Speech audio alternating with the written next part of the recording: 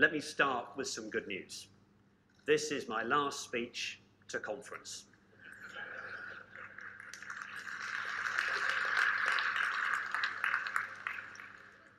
But I'm not taking it personally, for this is the last speech to conference by any leader of the Conservative members of the European Parliament ever. By the time we meet again, the post will be permanently vacant, as we will have left the European Union.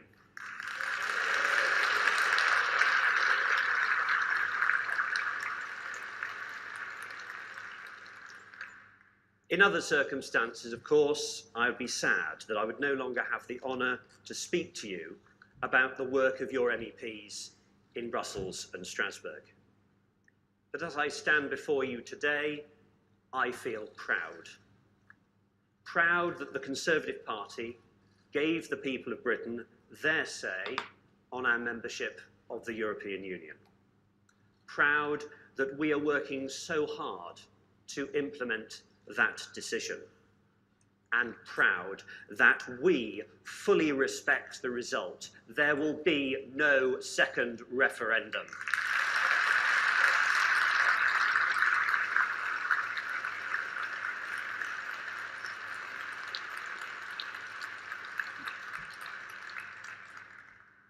Implementing Brexit was never going to be easy.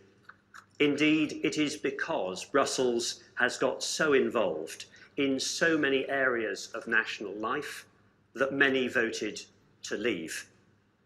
And just as there was a spectrum of views about our membership of the EU, so there is a spectrum of views about what Brexit should look like. As the oldest and most successful political party in the world, we recognise that such a variety of opinions is not a weakness, but a strength. We are a broad party, and Europe is an issue on which good, patriotic Conservatives can disagree. It was right to allow Conservatives to campaign for both sides of the referendum, and it is right to expect party members to express different views on the implementation of Brexit. But let me tell you candidly, such debates must take place within a framework of respect and loyalty.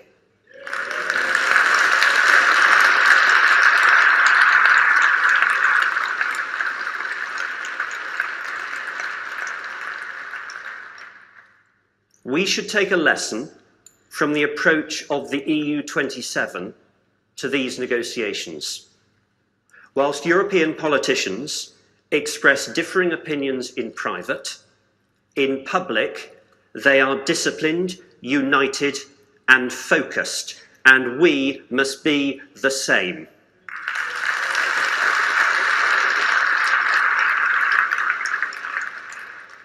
I'm sure I speak for thousands of party members across the country who simply want the government to be allowed to devote all its energy to securing an agreement in Brussels and not be undermined by disagreements in Westminster.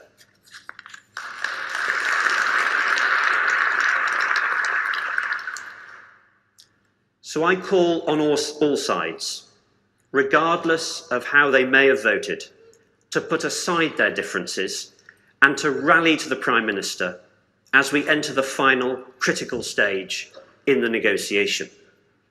It is in the vital interests of millions of hard-working men and women across the country that a good deal is done for Britain.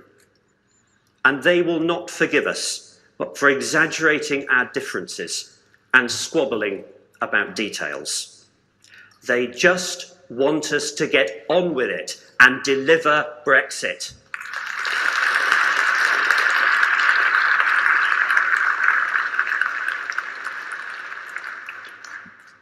The vast majority of our fellow citizens, from the Shetland Islands to the Rock of Gibraltar, whether Leavers or Remainers, now simply want the best possible outcome.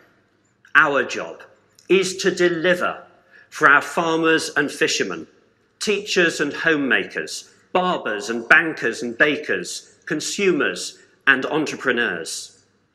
Inevitably, compromises will have to be made, interests reconciled, balances struck. But let us keep our eyes on the prize.